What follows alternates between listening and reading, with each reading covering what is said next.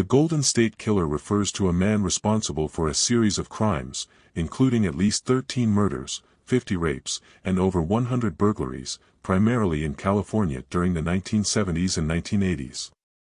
He went by several names, including the East Area Rapist and the original Night Stalker, and his crimes were committed across various communities in Northern and Southern California.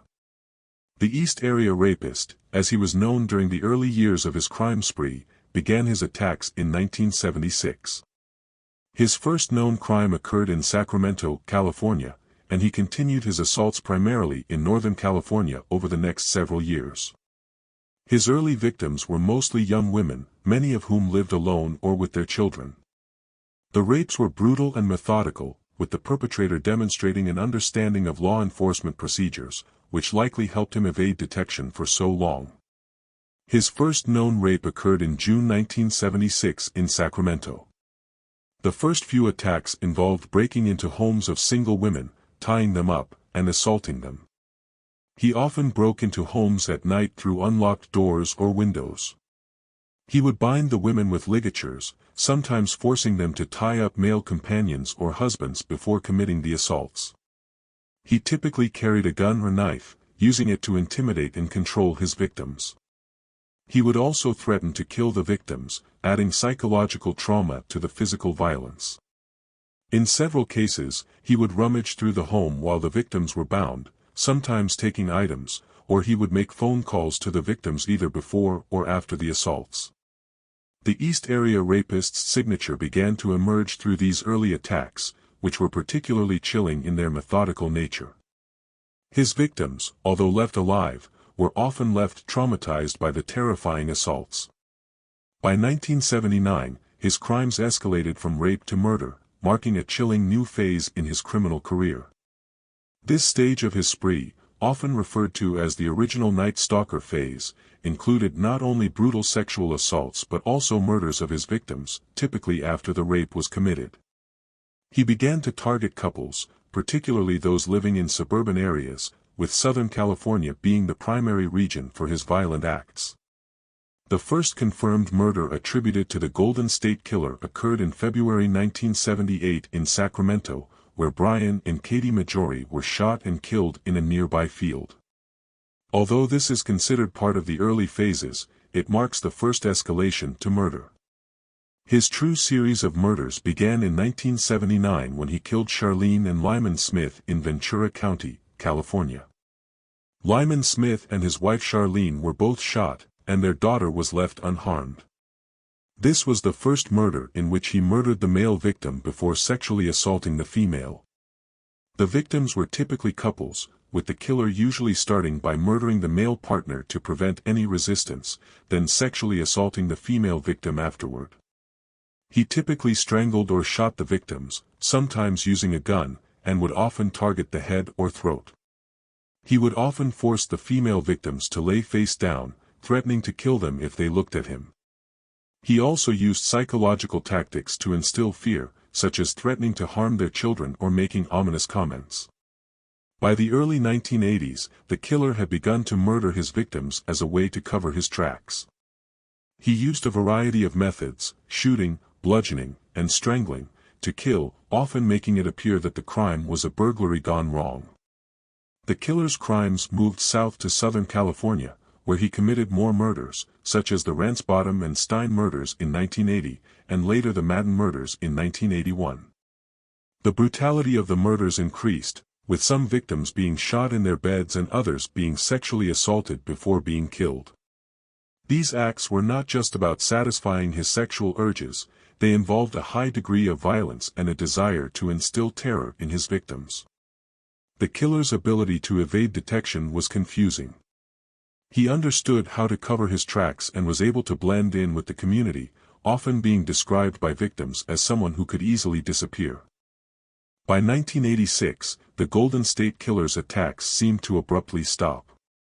This phase, which lasted until the early 1990s, is one of the most perplexing aspects of the case. While no known attacks were attributed to the killer during this period, several possible explanations have been proposed for his disappearance. After committing numerous crimes over a decade, including multiple murders and rapes, it is possible that the Golden State Killer became tired or disillusioned with his activities. His criminal behavior could have plateaued, or he may have experienced a personal crisis. The investigation into his crimes ramped up significantly in the 1980s, especially with the introduction of DNA testing and other forensic methods. This may have made the Golden State Killer more cautious or fearful of getting caught. Another theory is that the killer's personal life changed during this time. He may have moved away, entered a new job, or experienced major shifts that prevented him from continuing his crime spree. As the use of DNA evidence became more common, investigators were able to connect previously unsolved crimes to the Golden State Killer. This development may have prompted him to stop committing crimes, realizing that law enforcement was beginning to catch up with his methods. No further known attacks were linked to the Golden State Killer after 1986, and the case eventually grew cold as investigators struggled to find new leads. This time period lasted for over 30 years, and the case remained unsolved. In the early 1990s, as DNA profiling became more advanced, investigators were able to link several of the Golden State Killer's crimes via DNA evidence. For example, DNA collected from the rape victims was matched to semen samples left at the crime scenes. The DNA found at multiple locations helped law enforcement confirm that the East Area rapist and the original Night Stalker were indeed the same person. Despite these efforts, the police were unable to make a direct match to a suspect through the national DNA databases, which only contained DNA profiles of known offenders. Without a match, the case grew cold, and there were no immediate leads. In 2017, a groundbreaking new technique called genetic genealogy became the pivotal tool in solving the case. While traditional DNA matching works by comparing an individual's DNA profile to known suspects in databases, genetic genealogy allows law enforcement to use DNA to identify family members of a suspect and build a family tree to trace the killer's identity. This technique had already been used in other cold cases, but its application in the Golden State Killer case was a significant turning point.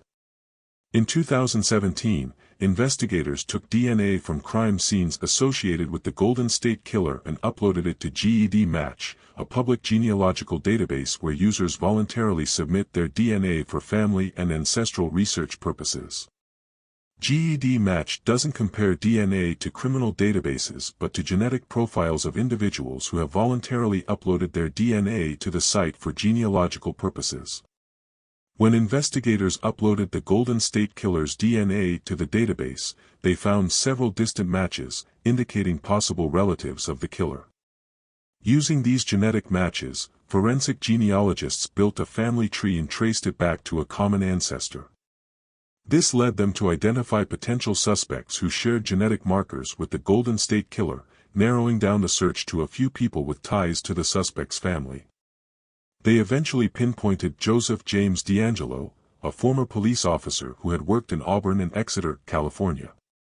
After identifying DeAngelo as a possible suspect, investigators moved to confirm his identity using the more traditional investigative methods.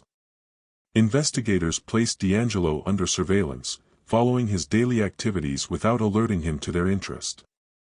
In April 2018, investigators obtained a discarded DNA sample from DeAngelo. This sample was then compared to the DNA collected from the crime scenes. The results of the DNA comparison were conclusive. The DNA matched, confirming that Joseph James DeAngelo was the Golden State Killer. After the DNA confirmation, authorities were able to make their move. On April 24, 2018, Joseph James DeAngelo, a 72-year-old retired police officer, was arrested at his home in Placer County, California. DeAngelo was initially charged with multiple counts of murder, rape, and kidnapping related to his attacks as the Golden State Killer. The arrest was met with shock and disbelief. Many of DeAngelo's family members, including his daughters and neighbors, were unaware of his dark past.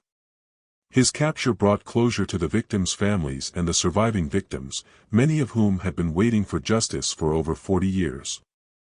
DeAngelo's arrest was the beginning of a legal process that ended in June of 2020 when he entered a guilty plea to 13 counts of murder, 13 counts of kidnapping, and other charges related to his rapes and burglaries. As part of the plea agreement, he received a sentence of life in prison without the possibility of parole. He served in the U.S. Navy in the 1960s, and later worked as a police officer in several cities in California, including Exeter and Auburn. During his time as a law enforcement officer, DeAngelo had access to crime investigation resources and was familiar with police procedures, which likely helped him evade capture for decades. He was married and had 3 daughters, and was living a seemingly ordinary life when his dark secret was revealed. The Golden State Killer was hiding in plain sight for his whole life.